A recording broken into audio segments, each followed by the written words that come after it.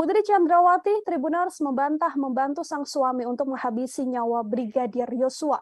Hal ini secara tegas disampaikan oleh pengacara keluarga Verdi Sambo Arman Hanis yang menuturkan Putri Chandrawati membantah sangkaan penyidik terkait keikutsertaannya membantu sang suami dalam kasus pembunuhan Brigadir J.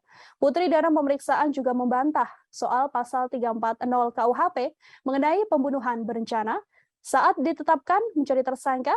Dirtipidum Barreskrim Polri mengungkapkan bahwa Putri Chandrawati turut andil dalam merencanakan pembunuhan Brigadir J. Kepolisian mengatakan Putri ditetapkan sebagai tersangka setelah tim penyidik memeriksa sejumlah saksi dan juga memeriksa CCTV yang merekam peristiwa yang terjadi di sekitar lokasi kejadian. Dalam pemeriksaan tersebut, Putri Chandrawati menuturkan dirinya mengalami pelecehan yang diduga dilakukan oleh mendiang Brigadir Yosua.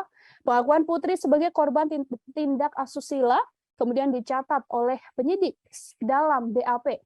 Putri Chandrawati secara konsisten mengaku pada penyidik sebagai korban tindakan asusila yang dilakukan Brigadir J.